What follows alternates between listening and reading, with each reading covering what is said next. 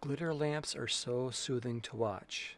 If you like lava lamps, you'll probably like glitter lamps as well. They are made from a specially designed small foils. They're in a uniquely formulated liquid. These can come in all variety of colors and also the foils of different shapes. You can make your own glitter lamps, but you need to find a good supplier. I'll leave a link to the one that I am using. They are based in Germany, so just be ready to pay a hefty amount for shipping. The one I am using is the Glitter Kit Fast. It works great with low voltage bulbs.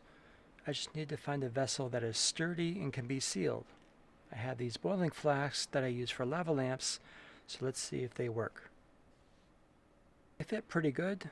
Now I need to find a heat and light source. I have these labware parts and some electrical cords. Let's see what I can put together. Okay, now I have a source for heat and light. Let's give this a try. Let me give the flask a few gentle shakes.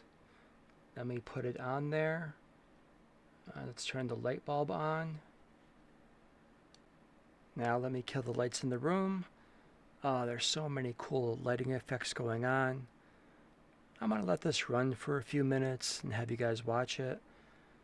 Then I'm going to show you a clip of what it looks like after about 4 hours.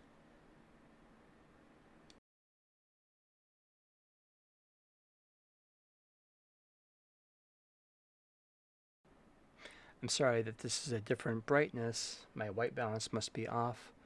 But this is how it looks after running for about 4 hours. The look is pretty much consistent. And let me see where the temperature is. It's running at about 130 Fahrenheit, which is pretty much the maximum operating temperature given the bulb that I'm using. Well, I hope you like this video.